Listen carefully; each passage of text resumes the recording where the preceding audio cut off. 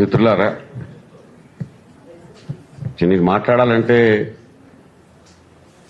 నాకు 63లే కానీ భూదాన ఉద్యమం పుట్టినటువంటి ఆ కాలానికి సంబంధించిన విషయాలు అంత లోతుగా తెలియదు.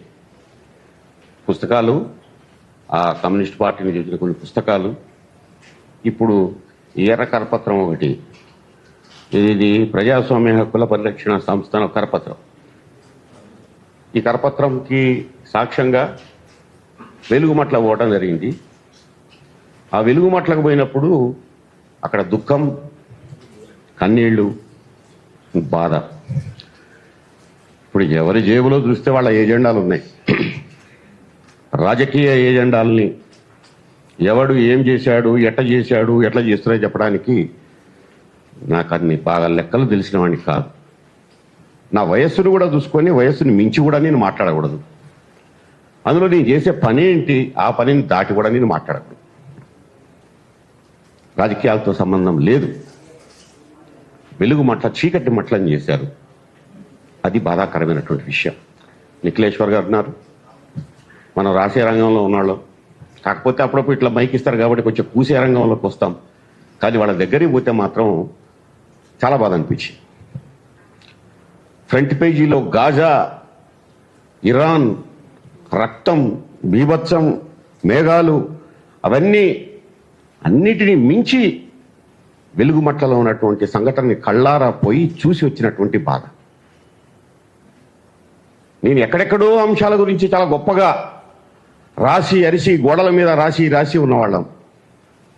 నా పక్కనే ఉన్న, మా కోదాడ పక్కనే ఉన్నటువంటి ఖమ్మంలో వెలుగుమట్టలో జరిగిన సంఘటన అది చూస్తే ఒక యుద్ధంలో జరిగినటువంటి సందర్భం వచ్చి ఒక్కసారిగా వచ్చినటువంటి ఆ ప్రొక్లైన్లు వాళ్ళు తీసుకొచ్చినటువంటి సందర్భం, 50 ప్రొక్లైన్లను తీసుకొచ్చి ధ్వంసం చేసినటువంటి సందర్భం. ఇంకా గ్రే హౌండ్స్ పోలీసుల్లాగా చుట్టూ ఉన్నటువంటి పోలీసులు, దీనికి వాళ్ళేం చేశారు, వీళ్ళేం చేశారు, రాబోయేవాడు ఏం చేస్తాడు, వీటన్నిటితో నాకు సంబంధం లేదు.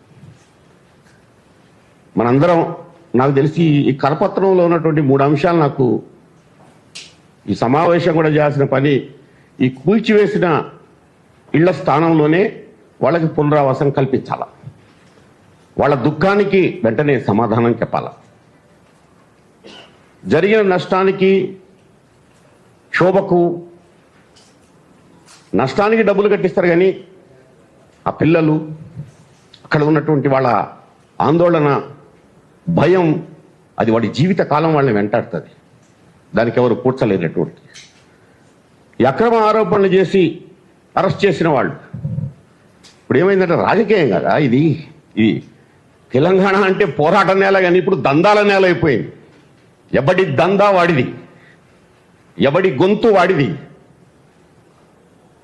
కరపత్రం వేసిన వాళ్ళ మీద కూడా దందా చేసి ఇప్పుడు మాట్లాడుతున్నారు. ఈ కరపత్రం వేసిన వాళ్ళ మీద కూడా వీళ్ళు కూడా దీనికి సంబంధించిన దాంట్లో డబ్బులు తీసుకున్నారని చెప్పేసి మాట్లాడుతున్నారు కొంతమంది.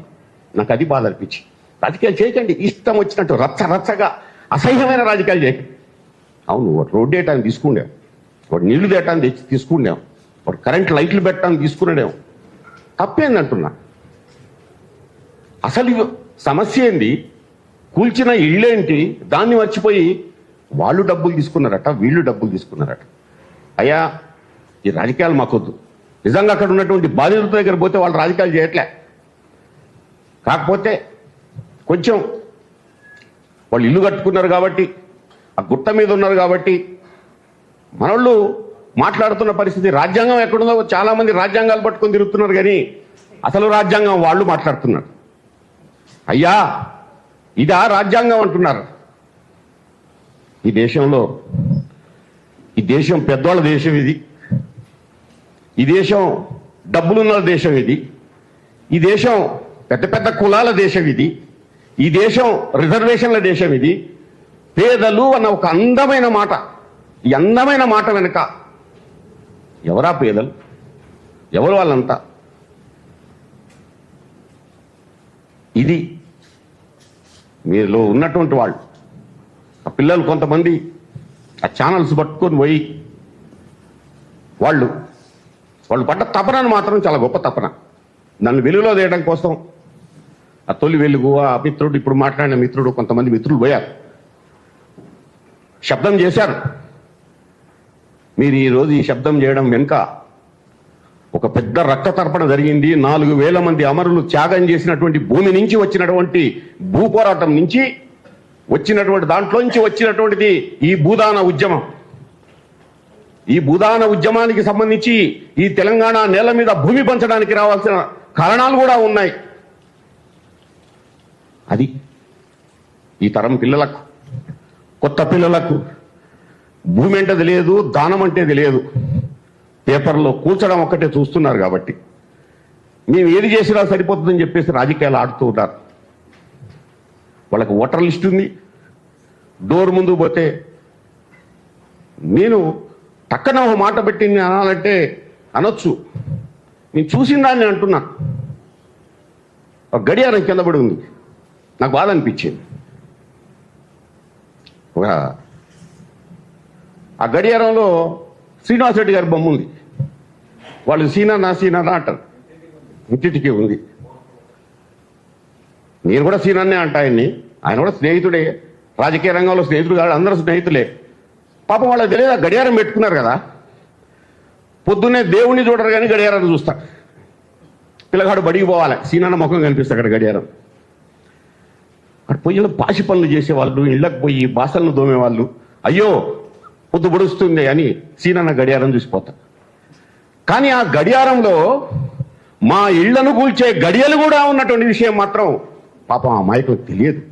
మేము పోయేసరికి ఆ గడియారం ఒకటి కింద పడు, ఒకటి పగిలి ఉంది. వాళ్ళ బాత్రూములు ఇందా చెప్తున్నాడు మన తొలి వెలుగు బాత్రూములు. గుడిసె తను కోల్పోయిన శీలాన్ని తాటి ఆకులతో కప్పుకుందని 90లో రాసిన కవిత్వం అట్లుంది. చిన్న కర్రలు పెట్టుకున్నటువంటి, దానికి చీరలు కట్టుకున్న బాత్రూములు. ఇది మనం చూడాల్సింది. ఈ దేశం పూర్తిగా ఆక్రమణల దేశం. ఇది ఏ నేల మీద మనం నిలబడ్డామో అది సక్రమమైందా కాదా మనం చెప్పలేం. భూదాన ఉద్యమానికి సంబంధించినటువంటి స్ఫూర్తి దాన్ని కొనసాగించాల. అప్పటిదాకా కర్రలు పట్టుకుని తిరిగినోడు, అప్పటిదాకా లాఠీలు పట్టుకొని తిరిగినోడు నిఖిలేశ్వర్ సారి తెలుసు. షేర్వాణీలు తీశారు, ఖద్దరు చొక్కాలు వేసుకొని వచ్చారు, కాంగ్రెస్లోకి వచ్చారు. వీళ్లే నెత్తురుటేరులు పారించింది వీరే.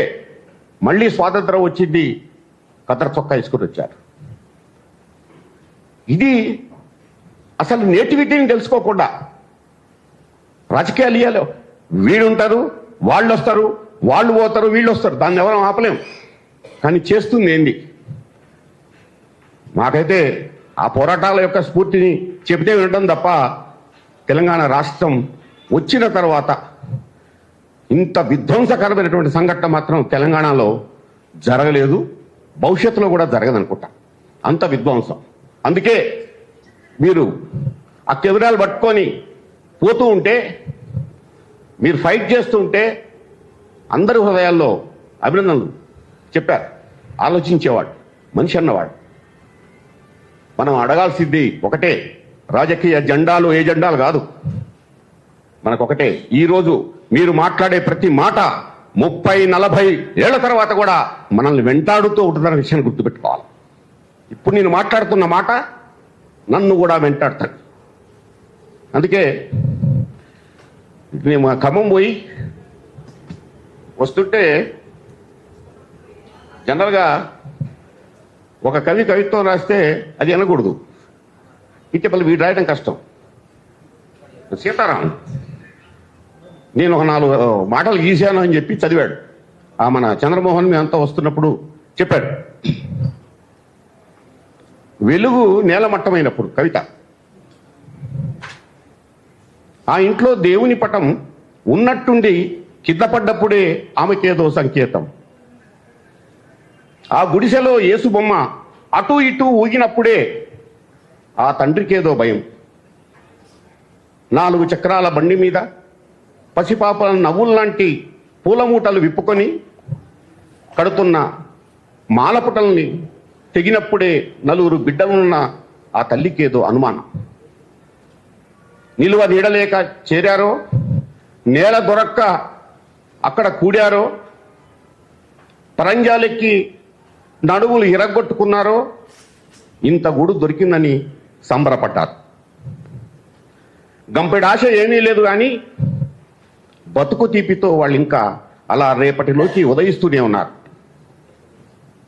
పదాలు పలకనప్పుడు, అవి ఏడుపును ఆపనప్పుడు ఈ కవులు, రచయితలు, గజ్జగట్టే కళాకారులు, సమస్త కళలు, సాహిత్యం ప్రజల కోసం అని చెప్పేవాళ్ళు, అన్ని వాదాలలో ఉన్నటువంటి కళలు పదాలు పలకనప్పుడు, అవి ఏడుపును ఆపనప్పుడు తాళ్లతో కట్టి మండే కట్టెల పొయ్యిలో పడేయండి. రాయకండి కవిత్వాన్ని. నిస్సహాయ తల్లి చేతుల్లోనే పసుకెందు కాలి బూడిదైనట్లు కళలు బూడిదవుతున్నాయి. గుడిసెలు కాలిపోతున్నాయని గట్టిగా అరిచే బోయి భీమన్న లేడు. గట్టిగా అరిచే బోయి భీమన్న రాడు. Thank you.